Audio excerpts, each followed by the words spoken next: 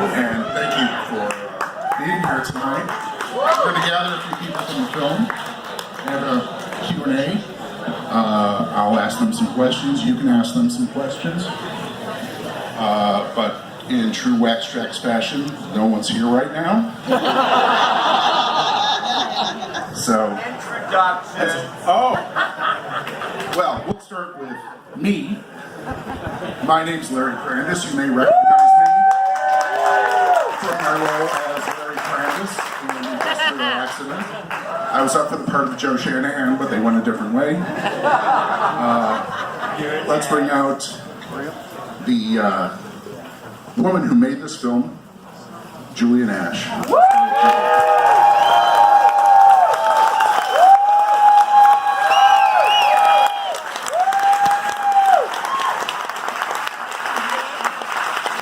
This is Dave. Next up, we've got a very dear friend. You know him as Groovie Man. I know him as Frankie Nardiello from Teragram.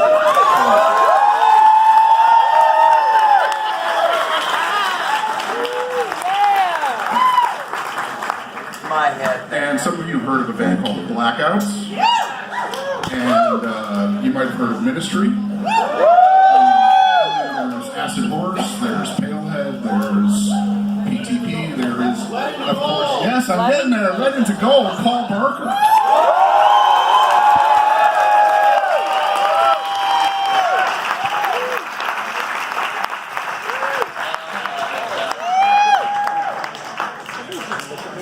And the last seat is not for Elijah. Is Mars in the house? Buzz. He's grabbing a drink. Oh, big surprise there. He'll be here soon. Okay, so, well I Don't guess. ask him a question right now. Okay. There goes that plan. All right. I love seeing this movie. I've seen this movie a few times. And it always seems to bring on Wax Trax dreams for me. I worked at Wax Trax for about 10 years. I started the store in 1981. And Mars wasn't quite McCoy.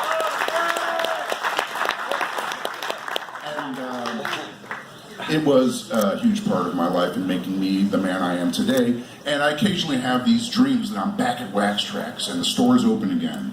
And Jim's there vacuuming like Aaron was talking about in the movie. And it just makes me so happy when I wake up in the morning after a Wax Trax dream. And I love these memories. And I'm wondering, let's start maybe at the end, Mr. Mars, of any specific happy Wax Trax related memories, Jim and Danny memories, recording, touring memories, anything that's not in the film.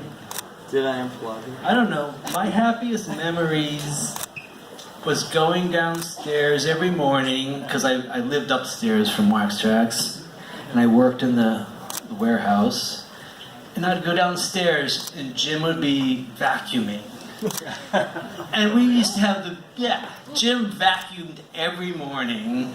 He loved vacuuming. I don't know what was, and we just had the best time at like 8:30 in the morning before anybody got to work. I don't know, and that rings in my head for some reason.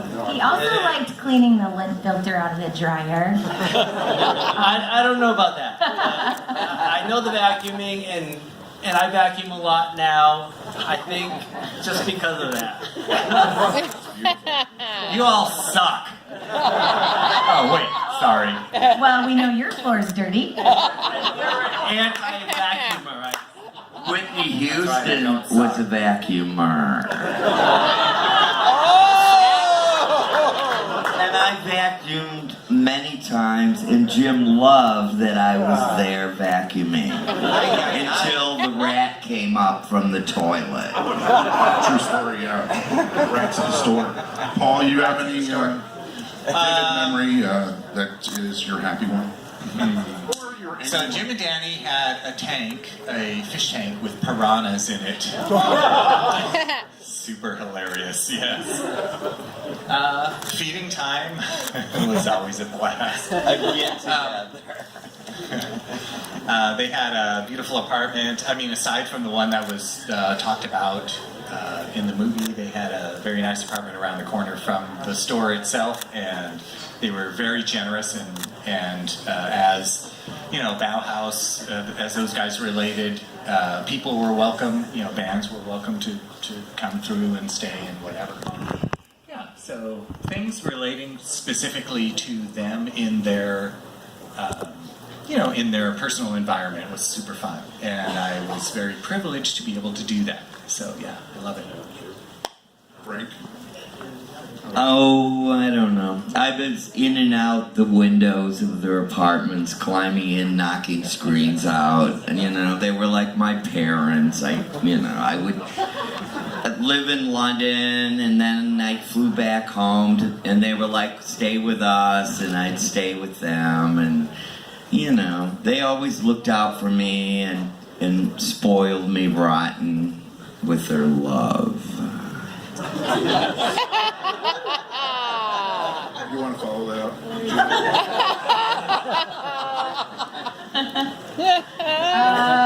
What's one of my favorite memories? I have a lot, I guess. Probably, Jesus.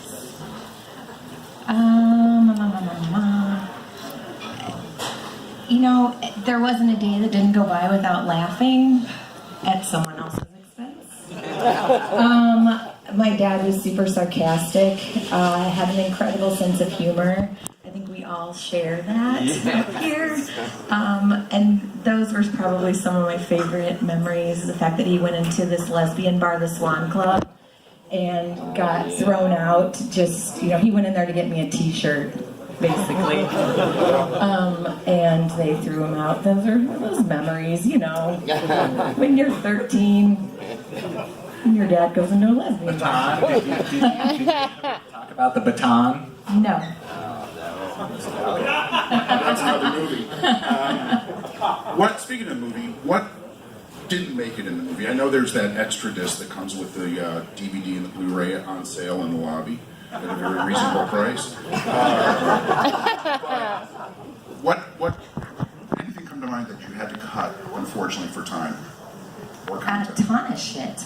I mean, there's plenty of material for multiple movies, the story is so dense, the history is so deep, that you could really... And there are so many fucking wiseacres who worked at the store. Yeah, it could be a multi-disc box set, maybe. Wink. It's phenomenal to me looking out at this crowd, and I know this is the end of the tour for you on this project. You've been to, 7 other cities with this? 6 other cities. I got 4 left in my back pocket. Passing crowd at every stop, and here we are 30 years later, some 30-some years later or so, and your dad and Danny, your 2 dads, my mentors, created something that has not been repeated since. Let's talk about some of the accomplishments. As trivial as they may seem, the impact that they had on culture and the impact that Wax Trax continues to have on culture. I'll stop talking soon, I promise. The fact that John Hughes movies, their soundtrack was basically scored by Wax Trax. John Hughes would call the store, give his credit card number to somebody working behind the counter saying, send me a bunch of records. And you watch Ferris Bueller's Day Off, you see that Revolting poster in his bedroom. Those sold like hotcakes after that movie. And that's because of Jim and Danny. That started there. The label had all 4 members of Throbbing Gristle, the premier industrial band, if you want to call it, on the label at the time. That's a huge accomplishment. Your 2 dads did that, my friends and mentors. Is there anything that rivals that today?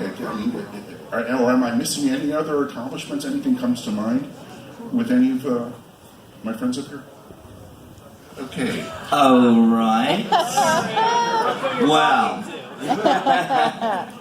Well, when Bauhaus came to Chicago, I was hanging out with them and Danny and Jim because I always did. I was at the store in and out, part of it, And so when they left and went back to England, their manager contacted me and wanted me to they had a band on Situation 2 that needed a singer. This chick left the band, she went and joined Pig Bag, and so, you know, they were like, oh, okay, and I was like, sure. I flew there, kissed my crying parents at the airport at 22 and went to England to see what the fuck's going on there. And that's how they were like my liaisons, they were my parents, and, you know, then I went to the next level. So, it was very nice. Next. But I don't know if I boxed everybody into a corner with that question, but I know. I remember I said we shouldn't talk about bands or personal things because it's too selfish. And I do want to get to our friends in the audience very soon, but I just want to I want to refer to Second City TV very briefly, get a little Sammy Maudlin right now for, you know, because this is the end of the sort of promotional schedule, I believe, for this movie. And I want to call to everyone's attention. I think you all know, you know, this has been a passion project for hers. It's taken 8 years. There was a movie made that had to be canned. They started again. Soundtrack, the festival circuit, the whole thing. And she's got a job. You know, she's a nurse. You know, like Barney Hunt is a nurse. You know that? Yeah, it's true. Julia, remember the Julia, nurse? Diane Carroll. Diane So Carroll. I just want to, you know, I want to thank you for making this movie and sticking it out. And there's a guy named Mark Skeleton back there. Oh my God. And it's something you've achieved something phenomenal, really remarkable, and it means a lot to me and a lot to these people. And I think it's a beautiful thing. So yes, sure, go ahead. When you went to Hope, Arkansas in 2010 at the opening of the documentary, all that wall of records and promotional material and everything that you found, what happened to all that material? I mean, what did you guys do with it? Is it still there? Did you bring it back to... He's asking what did we do with all the stuff we found in Hope, Arkansas? Did we leave it there? Did we bring it back? Are you going to sell it? Are we going to... First step, we loaded a semi-truck in like 110 degrees. Mark got heat stroke or something. It was horrible. We brought it back to Chicago, like I said in the beginning, where it belongs. We're still going through it. Man, some of we're selling. I mean, some of it we've put on the website for sale so that it would fund this movie. I mean, this was not an inexpensive endeavor. So every like $10, I don't know, Juno Reactor record you buy has gone to making this film. Thank you, Juno Reactor. Juno Reactor. So yeah, questions about the movie, questions about the label, plaid shirt back there. Al Jurgensen from Lab read his tweet and stories about not liking this era. What would you have to say about that? Me or Al? Not. Let me repeat. Al is notorious for not liking this era. Right. What would you say about that? I don't know. I would say that's bullshit. Yeah, it's total bullshit. I saw him at the airport when we were flying to Toronto, and I stopped and said, "Hey, I just want to say thank you so much for doing this. I know you probably don't really want to be doing this, but I appreciate it. People are loving it. It sounds amazing. You guys are gonna love it." And he said, "Julia, this is a blast. I'm having so much fun, and it's the greatest thing. I love it." So he's digging it. So yeah, bullshit.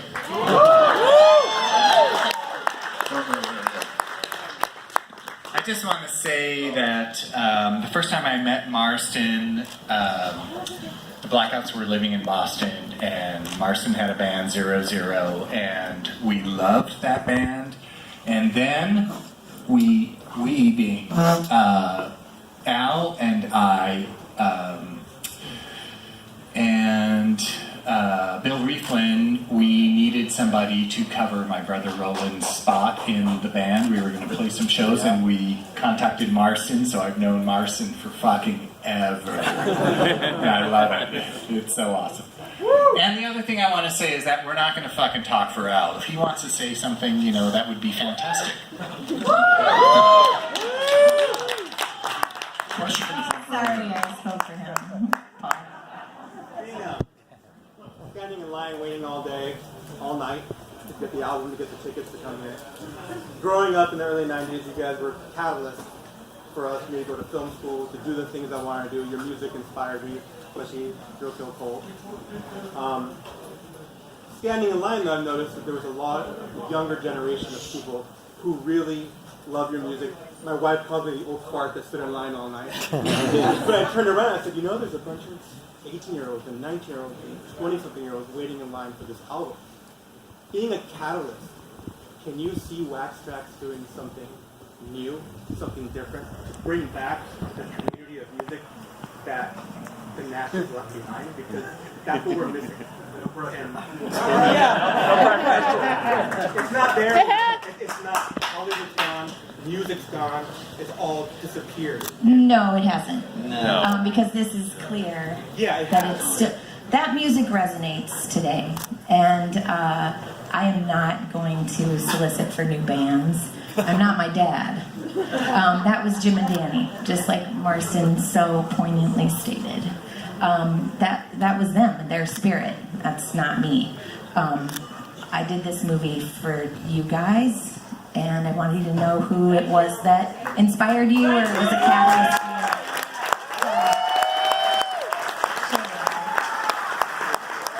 Let's not forget, Drill Kill Cold just put out a new record that's really fucking good.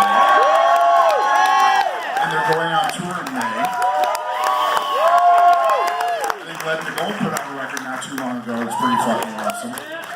So, it's continuing.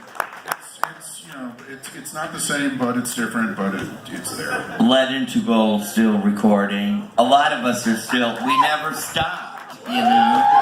We're still going.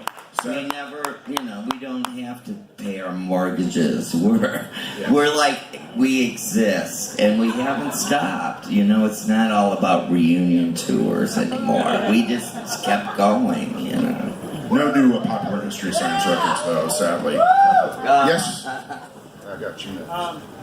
First of all, I think I speak for everybody. We really appreciate you guys coming out here. This was fucking awesome.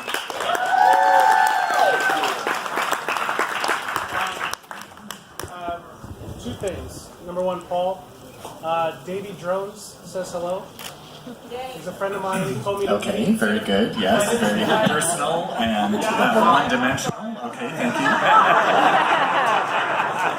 My question to you guys is, given the reaction you've gotten to this film, is there any possible way we could maybe see a festival tour with just Wax Trax artists? Oh, wow. Sure, I've got all kinds of free time, energy, money. Yeah, let's set that up.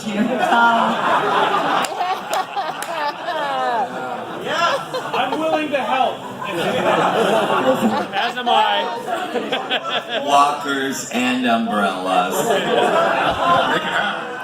We've done our part. Yes, sir. Earlier, there was a brief mention of a previous movie that had to be canned. Can you talk about that a little bit? It was canned. The first version. Run, yeah. The official version. Sure. No. I can talk about it in a sense that we shot the entire thing. Interviewed how many, Mark? Like 60, 70 people. Then the directors squatted on the footage claiming that it was their film. And it's not, because it's about my dad's. So, lawsuit, long story short, got our footage back, but we went on to make another movie like in record time. And our editor is here tonight, Mr. Drew Angel. Stand up, buddy. This guy told a story. Yes, he did. He was able to sift through all of the new footage that we went out and shot in like, when did you start this? You, Mr. Skillicorn. The second round was like, we started in January, ended in June or something. It was like 6 months. We shot this version. And once we got footage back, we were able to sort of like squeeze some things in. Like Drew had already figured out the storyline and went back and sort of like grabbed some of the original footage and put that in this. And there were a lot of interviews that obviously didn't make it. Some we were able to put in this bonus disc, which I think is fantastic. Is that the answer? Okay. Yeah, one last question. Up front, yes. So, thank you for making such an incredible film. I love that the sense of humor that came out with a lot of bands, was evident in the film. But maybe this isn't the bonus or whatever, but could you guys talk a little bit about some of the visual artwork that was kind of unique to Wax Trax? When I was going through record stores, I would pick up albums because I read about somebody's interview or that, but I would see an album cover, I would see My Life as a Drill Code called KMFDM, and I'd be like, who the fuck is this? What are they doing? I need to buy this. And I took a chance on it and discovered a whole genre of music, so. I think you can speak to your album covers. Did you guys have like a stable of artists that you worked with visually, or was it just like friends of friends? Buzz and I always did our own artwork, no matter what, from the beginning. I was sketching the lettering, copying it from another record from the 50s, There wasn't fonts and all that shit going on, so we would always start from scratch. We did everything from scratch. I still even do stuff from scratch. I keep notebooks, I write things out. We were always in control of who we were, and we gave that to the label, whereas other artists, they had, artists doing it, or graphic designers, or whatever the fuck it's called now, I don't know. But anyway, that's all. And Paul, Okay, I can speak on the Lexapan stuff. Exactly what Frankie was saying. The idea is, of course, you want to control what you look like. You want to, or the aesthetic that you put out there. And Brian Shanley is a graphic artist, and he worked at Wax Trax for many years. Unfortunately, there was no mention of him. This is a result of his desire, so I'm sorry about that, because yes, you're right. The image of Wax Trax and the way that it was portrayed in the ads and the mailers and all of the record covers and all of this sort of thing, that aesthetic reflected not only Jim and Danny and the bands themselves, but also Brian Shanley. And I know that in our case, we kind of directed what we wanted to see, like the PTP record, for instance, that sort of thing.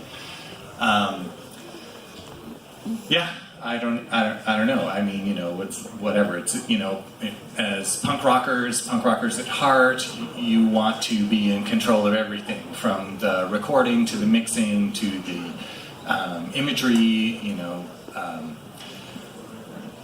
and fortunately, Jim and Danny allowed us to do that, and that was, I don't know if that was expressed in the film, but that was one aspect of being a Wax Trax artist that was extremely satisfying, and you don't recognize that until you go to another label and all of a sudden, things are thrust upon you, but the fact that Jim and Danny wanted, and in fact, Jim said that in that one interview, that he wanted to get music, he wanted to work with acts that were self-produced, because he realized that was the purest expression from those artists that you could get.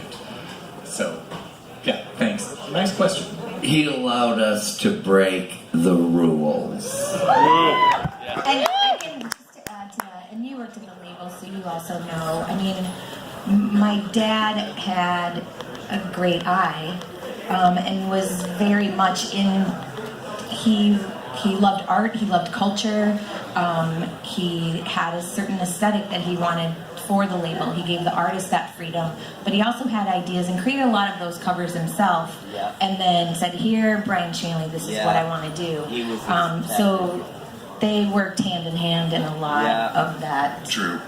And just one quick funny story about the first Revolting Cox 12-inch. I remember Jim agonizing over the cover for that, and just particularly in the name Revolting Cox, he was not fully behind it early on. And he told me one day, we were at the store talking about it, he was really agonizing. He said he was going to pay Brian Shanley $50 to close the C in Cox to make it Revolting Cooks.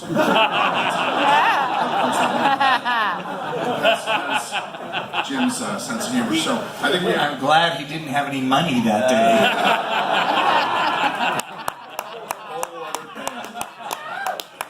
So we gotta wrap this up. I think. Well, no, I want to say one other Yeah, go thing on. about Jim and Danny and their aesthetic.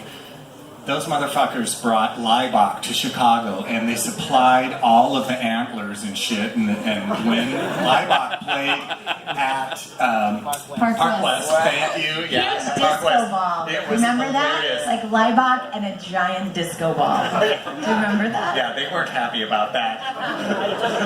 We're not happy about anything, really. I got Leibach in my van. I took him to Smart Bar after the show. Yeah, those are the kind of things that happened at that time, you know, it's just like, whatever, you know. Like now it's kind of mythical, but at the time you just did it, you know, they're your compatriots, you know what I mean? It's like, yeah, fuck yeah, we're gonna go out, we're gonna show you guys a good time, you're in our town, so we're gonna fucking kill it. Even if that means riding in the van. So we got a couple of bands to play tonight yet. So any last thoughts? And any last thoughts, expressions? Any Mars, Cole? God's sakes. Okay, so Give me a light beer. Yes! That's a Leibach reference. Thank you, Larry. We're not done. I know Jay wants to say something before he comes up. Just want to wrap this up with a couple of things. Dave, I'm sorry, one sec. I brought my mom on this tour, and she has been busting her ass, slinging shirts, handing out goodie bags with all this swag, signing autographs, taking pictures. She is awesome. She is a badass. Miss Jeannie Prince. Get up, Gene.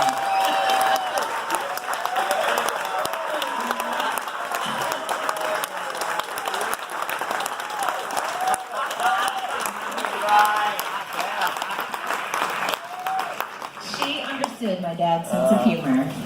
Right, Mom? Yeah. That's right. And lastly, I would just like to thank Vans for helping us get this across the finish line. They are an incredible company, and I was talking to Chuck earlier. Chuck. That's a divine song. Thank you very much. I'm gonna miss them when this is over, because working with you throughout this has been amazing. Vans is very much the same ethos as Wax Trax. They are much larger company. Their reach is much further, but they also get it. They push art, push culture, push music. They want to include everybody, and that was very much the same as Wax Trax. They're like a big giant family, and now we're all sort of one big family together, and I love it.